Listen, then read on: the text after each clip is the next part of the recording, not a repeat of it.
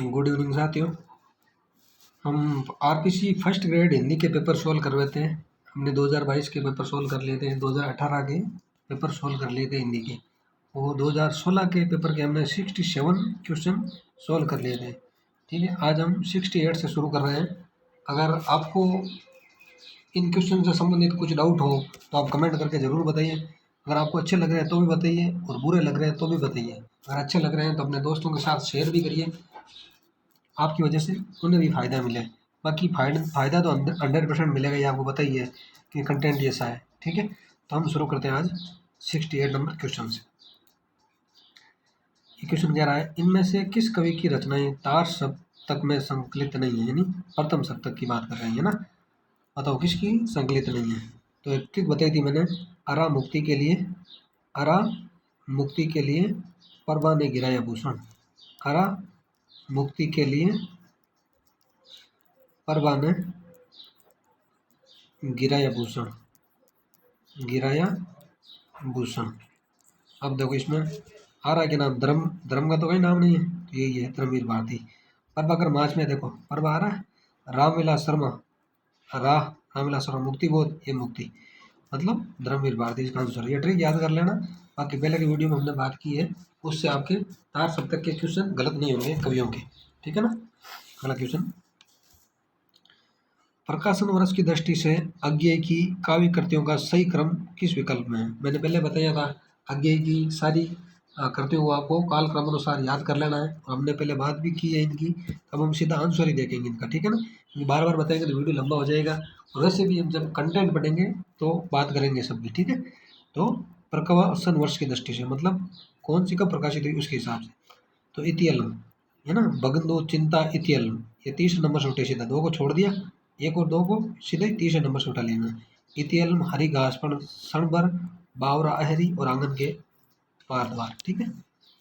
अगला क्वेश्चन, इनमें से किस कवि की रचनाएं चौथा सप्तक में संकलित नहीं है। बताओ ट्रिक क्या थी चौथे सप्तक की, याद है। औराज, औराज सौनंद, ये सब हमने पहले बात कर रखी है। ठीक है ना, औराज सौनंद, सुमन श्री राजेंद्र, क्या सुमन श्री राजेंद्र। अब देखो ट्रिक बैठती कि नहीं बैठती है। राजकुमार कुंभज, औराज, ठीक है। स्वदेश भारती, सौ आ गया। शमशेर बहादुर सिंह, ये भी है या नहीं है। ठीक है, इसका आंसर 3 नंबर है। और ये नंद यानी नंद किशोर आचार्य। ठीक है, ये अपने बीकानेर से थे। अब की बार क्वेश्चन भी आया था 2022 का जो फर्स्ट ग्रेड का पेपर हुआ था, उसमें पूछा था कि किस तार सप्तक के कवि का संबंध राजस्थान से है। तो किसका है, नंद किशोर आचार्य का संबंध किससे है, तार सप्तक से। शायद इन्हें 2020 को साहित्य अकादमी पुरस्कार भी मिला था। किस रचना पे मिला था, छीलते हुए अपने अपने को। किस पे, छीलते हुए अपने को, ध्यान रखना। ठीक है, ये नंद किशोर आचार्य की रचना है। अगला क्वेश्चन, निम्नलिखित में से कौन सा उपन्यास प्रेमचंद द्वारा रचित है। बताओ, मैंने बोला था ना प्रेमचंद को आपको, प्रेमचंद के सारे उपन्यास आपको याद कर लेना है सन सहित, क्योंकि इनका क्रम भी पूछा जाता है। ठीक है, वो जिसके क्रम पूछा जाता है उसकी मैं आपको साथ साथ बात बता रहा हूँ, और जब कंटेंट देखेंगे तब मैं आपको संक्षिप्त बताऊंगा भी। अब भाई यहाँ बताएंगे तो क्या है, ये पेपर वाली सीरीज लंबी हो जाएगी, तो हमने ज़्यादा से ज़्यादा लंबी हो, जो क्वेश्चन में दे रखा ना उसकी बात करेंगे फिलहाल, है ना। ठीक है, प्रेमचंद द्वारा रचित उपन्यास बूंद और समुंदर, ये तो अमृतलाल नागर का है। रंगभूमि, ये प्रेमचंद का। ठीक है, झूठा सच, ये किसका है, यशपाल का। सूरज का सातवां घोड़ा, धर्मवीर भारती का। तो रंगभूमि किसका है, प्रेमचंद का। ठीक है। अगला क्वेश्चन, लेखन प्रकाशन वर्ष के अनुसार प्रेमचंद कृत इन उपन्यासों का सही क्रम किस विकल्प में है। बताओ। तो क्रम की मैंने अभी 2 मिनट पहले बात की, इन्होंने क्रम पूछ लिया है, तो ध्यान रखना। सेवा सदन 18, कबन, ये भी नहीं है, ये है देखो, सेवा सदन 18, रंगभूमि 25, कबन 31, कर्मभूमि 33। तो ये हो गया इसका आंसर। वैसे हम इनकी बात करेंगे, आप चिंता ना करें। ठीक है। अगला क्वेश्चन, देखो अमृतलाल नागर के भी उपन्यास आपको कालक्रम से याद कर लेना है। ठीक है ना, वैसे इनकी हमने पहले बात कर रखी है, जो पहले पेपर बताए थे, तो इसलिए यहाँ रिपीट नहीं करेंगे। ठीक है ना। देखो अमृतलाल नागर द्वारा रचित इन उपन्यासों का प्रकाशन वर्ष के अनुसार सही कालक्रम चुनिए, ये पूछ रहा है। ठीक है, तो पहला ये बूंद और समुद्र, स्वा के नुपुर, अमृत और विष और मानस का अंश। अमृतलाल नागर के उपन्यास आप याद कर लेना। ठीक है। अगला क्वेश्चन, निम्नलिखित उपन्यासों में से कौन सा उपन्यास भगवती चरण वर्मा द्वारा नहीं लिखा है। बताओ। चित्रलेखा इनका है, भूले मिश्र चित्र ये भी इनका है, टेढ़े मेढ़े रास्ते ये भी इनका है, पुनर्नवा ये नहीं है। तो ये किसका है? हजारी प्रसाद द्विवेदी का। किसका? हजारी प्रसाद द्विवेदी जी। ठीक है। चित्रलेखा, भूले मिश्र चित्र, टेढ़े मेढ़े रास्ते, 3 वर्ष, 3 वर्ष और पतन ये भी किसके हैं? भगवत चरण वर्मा के। साथ में आप याद रखना, जो चाहे चीज़ ज़्यादा इंपॉर्टेंट है हम उनकी बात करेंगे, और जो हर बार आती है उसकी बात हम इस श्रृंखला में करेंगे, लेकिन फुल कंटेंट की बात हम जब भी पूरा हिंदी साहित्य का इतिहास पढ़ाएंगे तब करेंगे। ठीक है। अगला क्वेश्चन, निम्नलिखित में से कौन सी कहानी मोहन राकेश द्वारा रचित है? बताओ। खोई हुई दिशाएं ये तो कमलेश्वर की है। किसकी है? कमलेश्वर। मलबे का मालिक ये मोहन राकेश की है। ठीक है। जिंदगी और जोंक ये अमरकांत की है। किसकी है? अमरकांत की। जहाँ लक्ष्मी कैद है ये राजेंद्र यादव की है। किसकी? राजेंद्र यादव की। एक चीज़ सर आप मुझे बताना कि मेरी आवाज़ सही आ रही कि नहीं आ रही, क्योंकि मैं लाइब्रेरी में बैठ के ये वीडियो रिकॉर्ड कर रहा हूँ, थोड़ा धीरे भी बोलना पड़ता है। अगर आवाज़ में कुछ इश्यू हो तो आप मुझे बताना, और दरवाज़ा बंद करके अच्छे से रिकॉर्ड करेंगे। वैसे अलग कमरे में हूँ मैं, या लाइब्रेरी में रूम है वहाँ पे, तो आप मुझे कमेंट करके ज़रूर बताइए आवाज़ साफ आती कि नहीं आती। ठीक है। अगला क्वेश्चन, गदल कहानी के रचनाकार इनमें से कौन है? गदल बताओ तो कौन है? रागी राघव। इनका एक उपन्यास था ना, मुर्दों का टिल्ला, वही। ठीक है। निर्मल वर्मा, इनके भी कुछ रचनाएं देख लो साथ में। परिंदे, परिंदे किसकी कहानी है? निर्मल वर्मा का, निर्मल वर्मा की। ठीक है। जलती जाड़ी ये किसकी रचना है? जलती जाड़ी ये भी निर्मल वर्मा की। मन्नू भंडारी, महाभोज वाली। ठीक है। महाभोज। और इनकी एक रचना है, यही सच है, जो इस बार फर्स्ट ग्रेड में लगी हुई थी ना कहानी, यही सच है। कानपुर और पटना शेर को केंद्र में रखकर। ठीक है। अगला अगला देखो, उषा प्रियवंदा, इनकी भी कुछ ध्यान रखो साथ में। वापसी क्या है? वापसी। अगला क्वेश्चन, निम्नलिखित में से कौन सी कहानी उदय प्रकाश द्वारा नहीं लिखी गई है? ये वही उदय उदय प्रकाश है, अबूतर कबूतर कहानी लिखी थी ना, वही। बताओ कौन सी नहीं है? तिरछ ये तो है इनकी। पाल गोमरा का स्कूटर ये भी है। पीली छतरी वाली लड़की ये भी है। पत्थर गली ये नहीं है। ये किसकी है? नासिरा शर्मा की। दहलीज भी है नासिरा शर्मा की। दहलीज भी किसकी है? नासिरा शर्मा की। दहलीज पे बैठे नासिरा शर्मा गले में पत्थर फेंक दी थी, याद रखना, हमने पहले भी बात कर रखी है। ठीक है। अगला एक इनकी और हम देख लेते हैं कुछ कहानियाँ जो बार बार पूछी जाती है। ये तो ये देखो, दरियाई घोड़ा, ये इनका क्रम भी पूछा जाता है सही है ना। दरियाई घोड़ा क्रम भी याद रख लेना आप। दरियाई घोड़ा तिरिच, दरियाई घोड़ा तिरिच। दत्तात्रेय का दुख, किसका दुख? दत्तात्रेय का दुख। ठीक है। और इनके है अरेबा परेबा, अरेबा परेबा, अरेबा परेबा। और अंत में प्रार्थना, और अंत में प्रार्थना ये भी इनकी रचना है। ठीक है ना। और अंत में प्रार्थना। और एक इनकी और इम्पोर्टेंट है, मोहनदास, ये बहुत बार पूछी जा चुकी है रचना। मोहनदास रचना किसकी है? तो किसकी है? बताओ बताओ। उदय प्रकाश जी की। ठीक है। अगला क्वेश्चन देखते हैं, एक उदय प्रकाश जी का आप कविता संग्रह भी देख लो, वो भी बार बार पूछा जाता है। जैसे सुनो कारीगर, क्या है? सुनो कारीगर किसका है? उदय प्रकाश का। सुनो कारीगर याद रखना है ना। एक है अबूतर कबूतर, अबूतर कबूतर, कैसे कबूतर नहीं, अबूतर कबूतर। ठीक है। किसका है? उदय प्रकाश का। रात में हारमोनियम, कब हारमोनियम? रात में हारमोनियम ये भी किसका है? उदय प्रकाश का। रात में हारमोनियम। ठीक है। एक भाषा हुआ करती थी, एक भाषा हुआ करती थी ये भी किसका है? उदय प्रकाश का। एक भाषा हुआ करती है। ठीक है। ये किसका है? उदय प्रकाश का। कहानी संग्रह ध्यान रखना, नहीं कविता संग्रह सॉरी। सुनो कारीगर, अबूतर कबूतर, रात में हारमोनियम, एक भाषा हुआ करती है, सारे किसके हैं? उदय प्रकाश जी। ठीक है। अगला क्वेश्चन देखते हैं, इनमें से तार सप्तक से संबंधित कौन सा कथन सही नहीं है? बताओ। तीसरा सप्तक का प्रकाशन 1959 में हुआ था, सही बात है। प्रथम सप्तक 1943 में, दूसरा 1951 में, तीसरा 1959 में, चौथा 1979 में। ठीक है। तो ये पूछ रहा है तीसरा सप्तक 1959 में, सही है ये तो। चौथा सप्तक 1989 में, ये देखो 1989 हो गया। ठीक है। 79 ठीक है। और शकुंतला माथुर की रचनाएं तीसरे सप्तक में है, ये गलत है। शकुंतला माथुर की रचना किस सप्तक में? दूसरे सप्तक। ठीक है। रघुवीर शाही दूसरे सप्तक के कवि है, बताओ है क्या? है। ठीक है, अगला क्वेश्चन देखो, चिंतामणि नामक निबंध संग्रह के रचनाकार कौन है? बताओ कौन है? आचार्य रामचंद्र शुक्ल। कौन है? आचार्य रामचंद्र शुक्ल। ठीक है, भाग एक था ना चिंतामणि का, उसका संपादन किसने किया था? रामचंद्र शुक्ल ने। और चिंतामणि शायद पहले विचार विथि नाम से छपी थी। किस नाम से? विचार विथि, ध्यान रखना आप। ठीक है, और रामविलास शर्मा का कोई रचना पूछे तो कौन सी है? विराम चिन्ह। कौन सी? विराम चिन्ह। ये किसकी है? रामविलास शर्मा की। ठीक है, और हजारी प्रसाद द्विवेदी की भी एक रचना साथ में देख लो, कुटज। हम ये एक एक देखेंगे ना तो ये आपको क्या याद हो जाएगी, बाकी मैं आपको सारे साथ में लिखा दूंगा तो फिर ये याद नहीं होगी। इसलिए मैं जो इंपॉर्टेंट है उनकी बार बार बात कर रहा हूँ, तो आप ये याद रखें, कम से कम ये तो आप याद रखे ही रखें, क्योंकि इनसे बार बार क्वेश्चन आता है। ठीक है, और नामवर सिंह की भी कुछ एक और याद रख लो आप, दूसरी परंपरा की खोज। दूसरी परंपरा की, दूसरी परंपरा की खोज, दूसरी परंपरा की खोज। ठीक है, ये नामवर सिंह की। अगला क्वेश्चन देखो, इन रचनाओं में कौन सी रचना राम वृक्ष बेनीपुरी द्वारा रचित है? बताओ। अशोक के फूल, ये तो हजारी प्रसाद द्विवेदी की है। गेहूं और गुलाब, ये सही है। आंगन का पंछी और बंजारा मन, यह विद्यानिवास मिश्र की। किसकी? विद्यानिवास मिश्र की। आंगन का पंछी और बंजारा मन किसकी? विद्यानिवास मिश्र। फिर यह नीलकंठी, ये किसकी है? कुबेरनाथ रॉय की। किसकी? कुबेरनाथ रॉय। ठीक है, अगला क्वेश्चन देखते हैं, इनमें से कौन सी रचना मोहन राकेश द्वारा रचित, नरेश मेहता द्वारा रचित है? बताओ। संशय की एक रात, ये किसकी? नरेश मेहता की। ठीक है, तो फिर एक और द्रोणाचार्य किसकी है? ये शंकर शेष की। किस शेष की? शंकर शेष की है। एक और द्रोणाचार्य। स्मृति की रेखाएं, ये तो सबको पता ही है, बताओ बताओ किसकी है? ये है महादेवी वर्मा की। किसकी है? महादेवी वर्मा।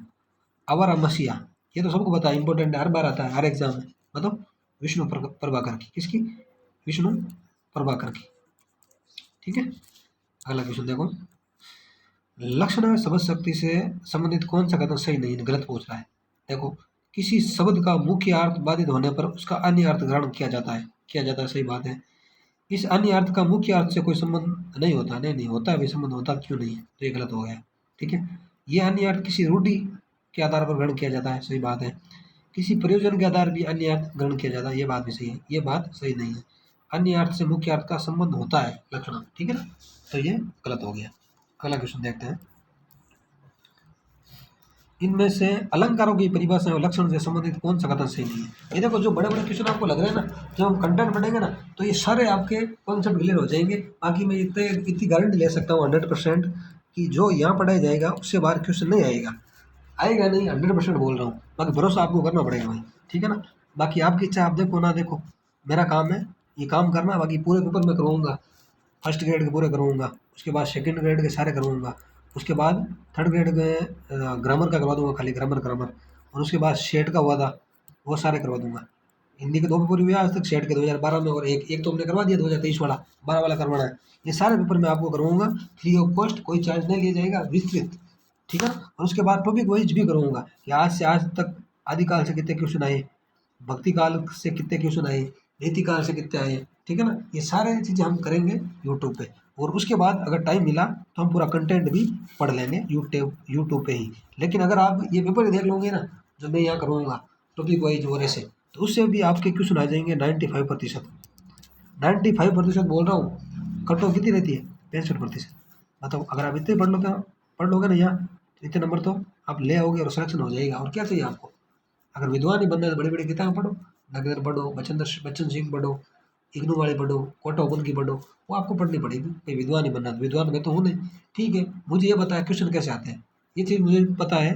बाकी ज़्यादा कंटेंट पे मैं विश्वास नहीं करता। ठीक है, अगला क्वेश्चन देखो, इनमें से अलंकारों की परिभाषा एवं लक्षण से संबंधित कौन सा कथन सही नहीं है? देखो, जहाँ उपमेय में उपमान की संभावना या कल्पना की जाए वहाँ उत्प्रेक्षा अलंकार होता है। सही बात है। होता ना, जनु मानो, ऐसा मानो चंद्रमा है, मानो मुख्य चंद्रमा है, वो उसमें उत्प्रेक्षा है। ठीक है, अगला देखो, उपमा में रूप रंग गुण आदि की समानता के आधार पर दो भिन्न वस्तुओं की तुलना की जाती है। सही बात है। जब किसी शब्द के एक से अधिक अर्थ निकलते हैं वहाँ श्लेष अलंकार होते हैं। सही बात है। जहाँ उपमान पर उपमेय का अभेद आरोप किया जाए वहाँ संध्या अलंकार होता है। नहीं नहीं नहीं, वहाँ रूपक अलंकार होता है। क्या होता है? रूपक, इसलिए ये गलत है। ये हो गया इसका आंसर। ठीक है, अगला क्वेश्चन देखो, रमणीयार्थ प्रतिपादक शब्द काव्यम। ठीक है, तो बोल रहा है ये पंक्ति किसकी है, काव्य लक्षण से संबंधित बताओ।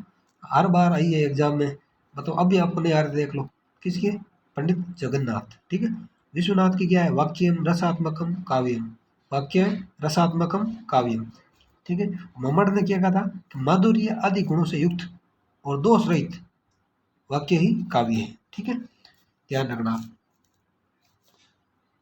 और इन्होंने क्या कहा था, भरतमुनि ने, बताओ बात कर रखी हमने पहले भी, इन्होंने कहा था अर्थ और क्रियाओं से युक्त ही काव्य होता है, अर्थ और क्रियाओं से युक्त ही काव्य होता है। ठीक है, अगला क्वेश्चन, काव्य प्रयोजन की दृष्टि से कौन सा कथन सही नहीं, इससे यश प्राप्त होता है, आर्थिक लाभ भी होता है, आनंद प्राप्त होता है, शास्त्रीय ज्ञान प्राप्त होता है, नहीं नहीं शास्त्रीय ज्ञान प्राप्त नहीं होता है। ठीक है, अगला क्वेश्चन, विद्वानों ने काव्य हेतु की दृष्टि से किस तत्व को आवश्यक नहीं माना, बताओ।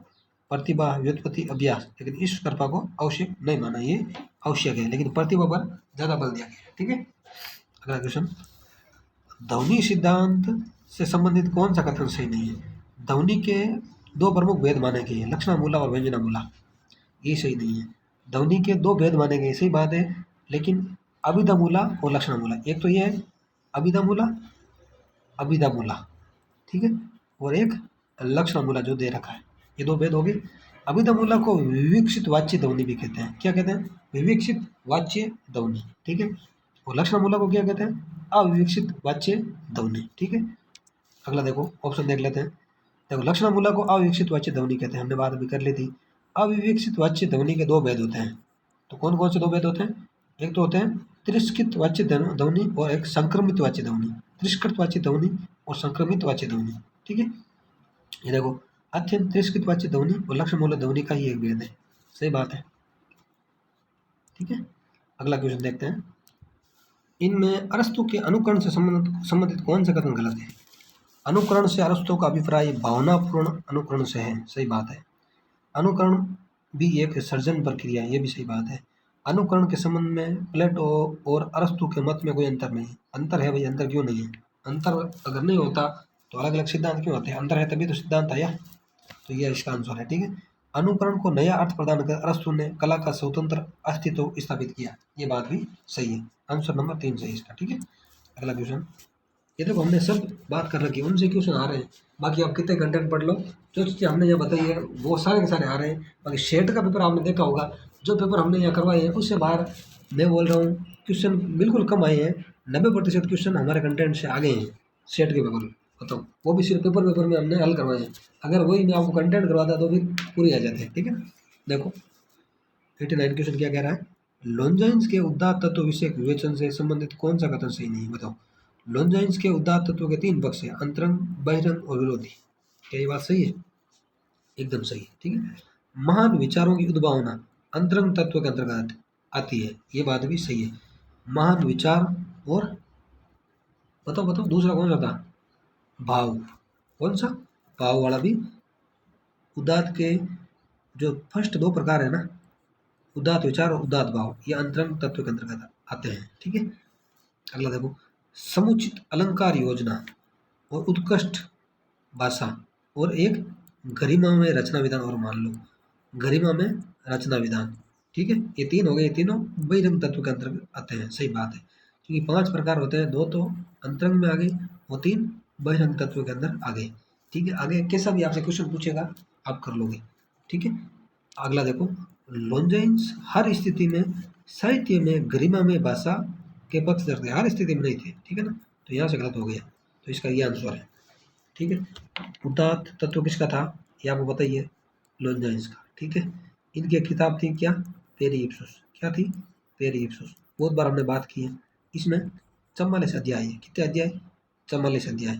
ठीक है, और इसने कितने प्रकार बताए, 5, फर्स्ट 2 अंतरंग तत्व के अंतर्गत, 3 लास्ट 3 बहिरंग तत्व के अंतर्गत। ठीक है, ये सारी चीज़ें इंपॉर्टेंट है, और इससे बाहर मुझे नहीं लगता कि आरपी से आपको क्वेश्चन पूछेगी फर्स्ट ग्रेड तक, असिस्टेंट प्रोफेसर में पूछा जा सकता है, तो हम अलग देखेंगे, पेपर देखेंगे उसके हिसाब से। ठीक है, अगला क्वेश्चन देखो, भरत के रस निष्पत्ति सिद्धांत के रस निष्पत्ति संबंधी सूत्र के व्याख्याकारों में किस विद्वान ने की व्याख्या अभिव्यक्तिवाद कहलाती है, बताओ।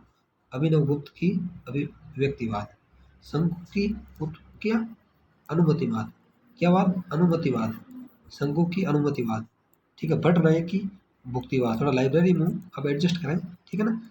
और बट लोलट की उत्पत्तिवाद, कौन सा वाद, उत्पत्तिवाद। ये सारे क्वेश्चन बार बार पूछे जाते हैं, इन्हें आप आराम से रट्टा लगा लें, आपका आगे क्वेश्चन गलत नहीं होगा, ठीक है। अगला क्वेश्चन देखो, साइकोलॉजी आ गई है ना। सूझ द्वारा सीखने के समाकृतिवाद के प्रवर्तक कौन थे, समग्रतावाद पूछ रहे हैं ना, कौन थे बताओ, वर्दिमर, कोपका और कोल्लर, ठीक है। अगला देखो, एक बालक जिसकी मानसिक आयु 12 वर्ष है तथा कालानुक्रमिक आयु 10 वर्ष है, तो उसकी बुद्धि लब्धि क्या होगी बताओ, क्या होगी, 120, ये सी, ठीक है।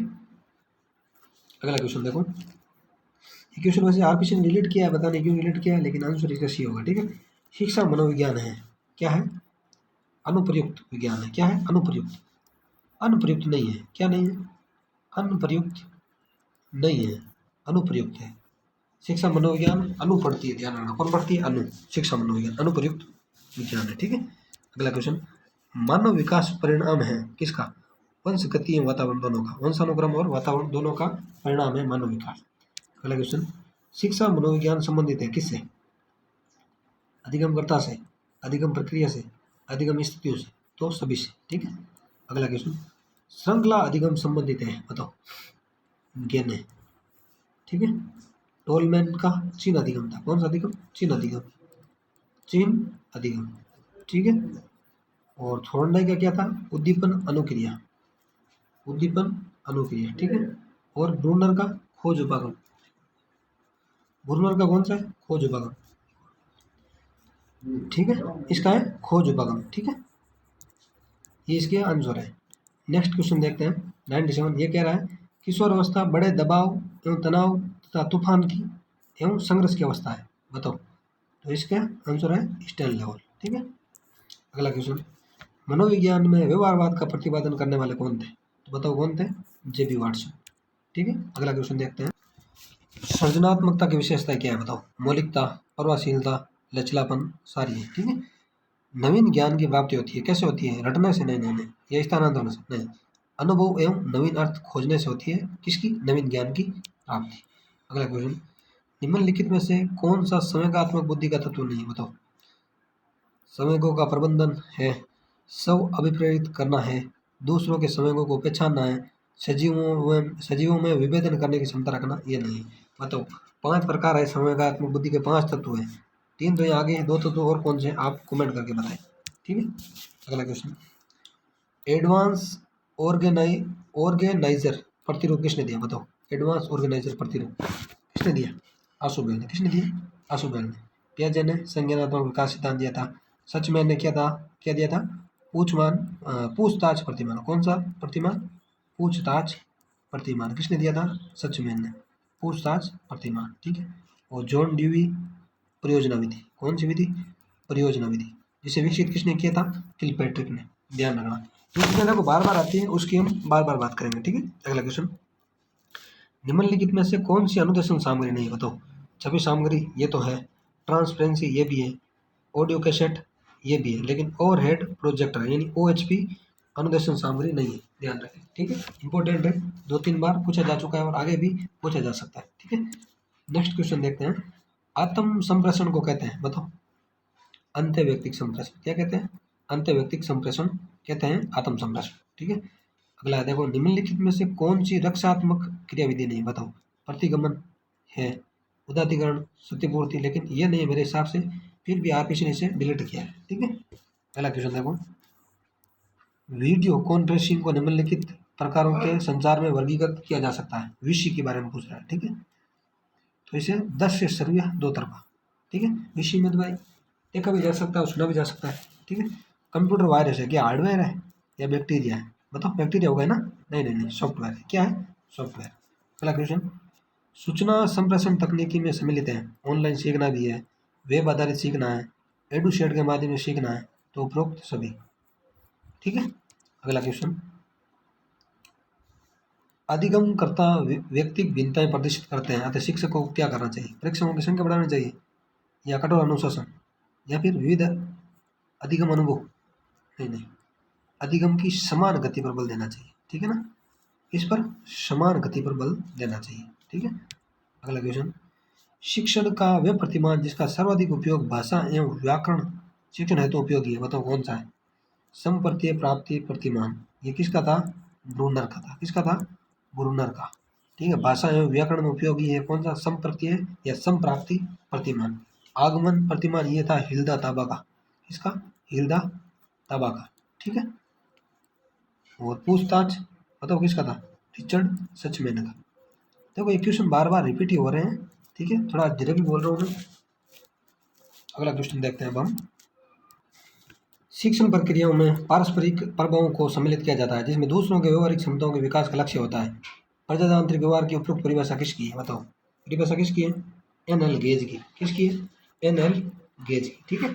अगला क्वेश्चन, जिन प्रतिक्रियाओं को सीखने को उपरांत संतुष्टि प्राप्ति होती है उसे क्या कहते हैं, प्रभाव का नियम। किसने दिया था, थोरनडाइक ने, बिल्ली वाले थोरनडाइक, कौन से थोरनडाइक, बिल्ली वाले, ठीक है, ध्यान रखना।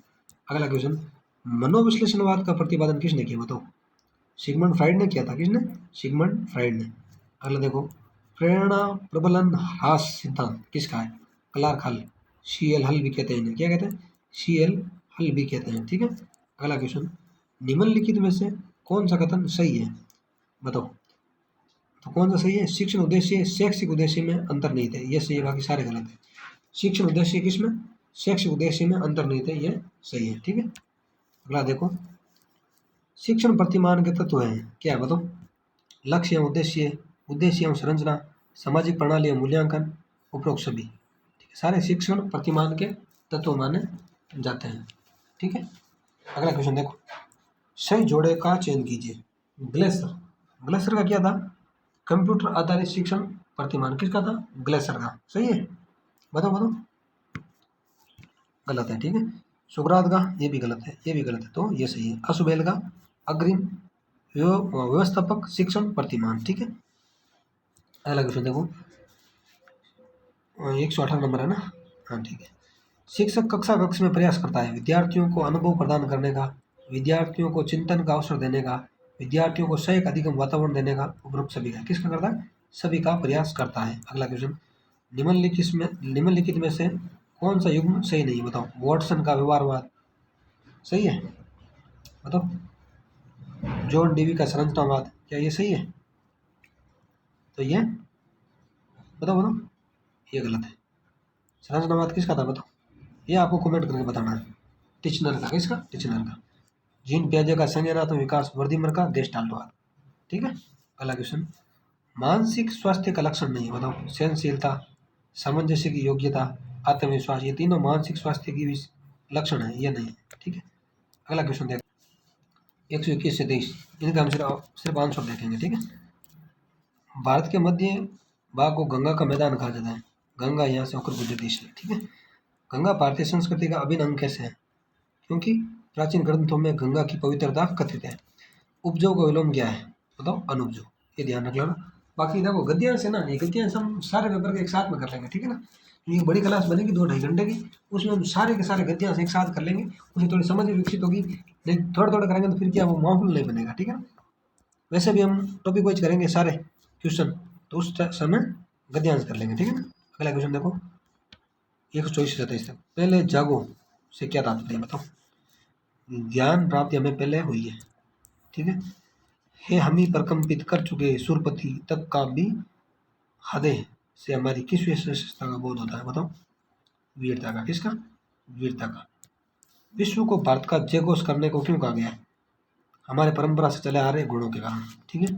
अगला है, हमारी दयालुता किन पंक्तियों से प्रकट होती है, बताओ, पर शरणागत हुआ कब, कब हमें ना प्यारा, इससे, ठीक है। अगला क्वेश्चन देखते हैं, निम्नलिखित में से कौन सा गलत कथन है। कार्य सूची में रेखांकित कार्य पर हुए विचार विमर्श का संक्षिप्त विवरण कार्यवर्त में होता है, सही बात है। कार्य सूची बैठक के साथ साथ बनाई जाती है, ये गलत है, साथ साथ नहीं बनाई जाती। कार्यवर्त में बैठक में उपस्थित व्यक्तियों के नाम पदानुसार किए जाने चाहिए, सही है। कोई संस्थान या व्यक्ति किसी विषय या बैठक में जो निर्णय लेता है उसे प्रेस विज्ञप्ति के द्वारा सर्वसामान्य तक पहुंचाया जाता है, ये बात भी सही है। लेकिन अब ये सिलेबस में नहीं है, इतना ध्यान ना दें, ठीक है। अगला देखो, उच्च संकल में उच्च संकल शब्द का संधि विच्छेद बताओ, हर बार पूछा गया है ये, तो इसका कौन सा आंसर है? उत्तन श्रृंखल, ठीक है, उच्च श्रृंखल। कौन सी संधि इसमें? व्यंजन। कौन सी? व्यंजन, ठीक है। अगला क्वेश्चन, मुक्त चंद्र में समास है, मुक्त चंद्र में बताओ, क्रमधारी। कौन सा? क्रमधारी। अनुचित में उपसर्ग कौन सा है? तो अनुपसर्ग है। कौन सा? अन, अन धन उचित। कौन सा? अन धन उचित हो गया अनुचित। अगला क्वेश्चन देखो, कर्त प्रत्यय का प्रयोग होता है, कर्त प्रत्यय का किस में होता है? क्रिया या धातु के साथ, और इनके साथ इनका प्रयोग होता है तद्धित प्रत्यय में, तीनों का, संज्ञा सर्वनाम विशेषण का, किसमें? तद्धित का। इनसे बने शब्द क्या कहलाते हैं? तद्धितांत। क्या कहलाते हैं? तद्धितांत, ठीक है ना। ये हम सारी व्याकरण करेंगे, चिंता मत करो आप। अगला क्वेश्चन, निम्नलिखित में से सही वाक्य है, बताओ। स्वाति रश्मि और अनामिका अनामिका जाएंगे, यही सही है। सही वर्तने वाले शब्द बताओ, कौन सा है? धनाढ्य, ये गलत है, क्योंकि धनाढ्य नहीं धनाढ्य होता है। प्रज्वलित, ये सही है। निर्वर्ती, ये सही, ये भी गलत है, क्योंकि ती ऐसे आता है। आगे तो सही है, ये ती ऐसे आएगा। मध्याह्न, ये भी गलत है, क्योंकि मध्याह्न ऐसे लिखा जाता है, मध्याह्न, या फिर ये ने इसके अंदर लिखा जाता है, ठीक है ना। अगला क्वेश्चन देखो, किस वाक्यांश के लिए सही शब्द लिखा गया है, बताओ। जिसका पूर्व जन्म की बातें याद हो, ये तो गलत है, ये भी गलत है, ये भी गलत है। ये है, कलम की कमाई खाने वाले को मत्स्यजीवी कहते हैं। कौन सा जीवी? मत्स्यजीवी, ठीक है। अगला देखो, कौन सा शब्द युग्म अर्थभेद सही नहीं है? अनिष्ट, अनिष्ट यानी बुरा होता है, अनिष्ट यानी निष्ठाहीन, ये भी सही है, इसका ही है, ठीक है। अचल, अचल किसे कहते हैं? स्थिर को, स्थिर को अचल कहते हैं, ये गलत है, पर्वत को नहीं कहते हैं, ठीक है। और अचला पृथ्वी को कहते हैं, किसको कहते हैं? पृथ्वी को, ना कि नारी को, ठीक है। तो इसका आंसर 2 नंबर हो गया। अंश, अंश हिस्सा को कहते हैं, और ये अंश कंधा। तरंग, लहर, तुरंग, घोड़ा, ये सही है, ठीक है। इसका आंसर कौन सा है? Option number 2। अगला क्वेश्चन, कौन सा विलोम युग्म सही है, बताओ। औपचारिक, अनौपचारिक, सही है, बताओ बताओ। सही है, ठीक है। तो रिज्जू का क्या होता है? वक्र। क्या होता है? रिज्जू का विलोम वक्र। तो मर्दू का क्या होता है, बताओ। मर्दू का होता है कठोर। क्या होता है? कठोर। कटु का क्या होता है? मधुर। क्या होता है? मधुर। तो तीक्ष्ण का क्या होता है? कुंठित। क्या होता है? कुंठित। तीक्ष्ण का कुंठित। सत्य का अक्षत। क्या होता है? अक्षत। और तिक्त का एक मधुर होता है, क्या होता है? तिक्त का मधुर। ये सारे आप ध्यान रख लो ना, बार बार पूछे जाते हैं, हर बार क्वेश्चन यही आने हैं, ठीक है। अगला क्वेश्चन, रेडियो समाचार लेखन की आधारभूत बातों, 1 मिनट। अगला क्वेश्चन देखो, रेडियो समाचार लेखन की आधारभूत बातों में क्या नहीं है, बताओ। ये सारे हमने बातें कर रखी है, ठीक है ना। साफ सुथरी टाइपराइटर को भी होनी चाहिए, सही बात है। डेड लाइन का संचार में ही गुंता होना, ये बात भी सही है। समय के फ्रेम का बंधन नहीं, नहीं नहीं, बंधन तो है ना। समाचार में आज, आज सुबह आदि शब्दों का प्रयोग होता है, ये बात सही है, लेकिन ये सही नहीं है, ठीक है। अगला क्वेश्चन, असंगत कथन कौन सा है? ड्राई एंकर में एंकर खबर के बारे में दर्शकों को सीधे सीधे बताता है कि कब, कहाँ और कैसे हुआ, ये बात सही है, ठीक है। यह संगत पूछ रहा है, ठीक है। टीवी की खबर बाइट्स के आसपास नहीं बुनी जाती, भाई ये ऐसा कैसे हो सकता है? टीवी की खबर बाइट्स के आसपास ही बुनी जाती है, इसलिए ये गलत है। फोन इन में रिपोर्टर फोन पर बात करके सूचनाएं दर्शकों तक पहुंचाता है, ये बात भी सही है। नेट साउंड में आवाज़ें, नेट साउंड वे आवाज़ें जो शूट करते समय स्वतः चली जाती है, ठीक है। तो इसका आंसर क्या है, बताओ। ये 2 नंबर, ठीक है ना। क्या संगत पूछ रहा, बाकी सारी बातें सही है। जो ऑप्शन 3 है ना, ये 3 ऑप्शन एक्स्ट्रा, ये भी आप साथ साथ में देखते जाओ, क्योंकि इनसे अगला वाला क्वेश्चन बन जाएगा आगे वाले पेपर का, जहाँ तक मैंने देखा है, ठीक है ना, बन रहे हैं। देखते हैं नेक्स्ट क्वेश्चन। रेडियो समाचार के की भाषा के बारे में कौन सा कथन गलत है ना? जिसकी भाषा तत्सम शब्दों से युक्त और अलंकारिक हो, नहीं नहीं नहीं। सरल भाषा हो जिससे अनपढ़ भी समझ जाए। कैसी भाषा हो? सरल भाषा हो जिससे अनपढ़ भी समझ जाए, ठीक है ना। बाकी ऐसी भाषा होगी तो अनपढ़ जो पढ़े लिखे नहीं है उन्हें समझ कैसे आएगी? तो भाषा सरल होनी चाहिए, ठीक है, ये गलत है इसका। जिसमें आम बोलचाल के शब्द हो, सही बात है। जिन्हें समाचार वाचक आसानी से पढ़ सके, सही है। जिसमें बोलचाल की भाषा ही नहीं, सटीक मुहावरे भी हो, ये बात भी सही है। अगला क्वेश्चन, गलत कथन कौन सा, बताओ। कविता की अनजानी दुनिया का सबसे पहला उपकरण है शब्द, सही बात है। बिना अमूर्त विषय को बिना बिंब अमूर्त विषय को साकार करते हैं, सही बात है। मुक्त छंद में भी अर्थ की लय होती है, सही बात है। कविता में शब्दों के पर्याय होते हैं, नहीं नहीं नहीं, पर्याय नहीं होते, ये गलत है। अगला देखो, गलत कथन कौन सा है? नाटककार के समक्ष समय का बंधन होता है, ये बात सही है, एकदम सही बात है। तो नाटक में सभी प्रकार की घटनाओं को प्रदर्शित किया जा सकता है। नहीं नहीं नहीं, ये इसका आंसर है, गलत है, ठीक है ना। ये गलत ही पूछ रहा है, ये आंसर आंसर इसका यही है, ठीक है ना। क्योंकि सभी प्रकार की घटनाओं को प्रदर्शित नाटक में नहीं किया जा सकता। जैसे कहीं आग का दृश्य है तो स्टेज पे आग थोड़ी लगाई जा सकती है, नहीं ना। तो सारे दृश्य प्रदर्शित नहीं किए जा सकते, ठीक है। नाटक के संवाद सरल गत्यात्मक होना चाहिए, ये बात सही है। लिखित रूप में नाटक एक आयामी होता है, मंचन में वही बहुआयामी हो जाता है, ये बात भी सही है, लेकिन ये सही नहीं है, ठीक है। अगला क्वेश्चन, निम्नलिखित में कहानी के संदर्भ में कौन सा कथन असंगत है, बताओ।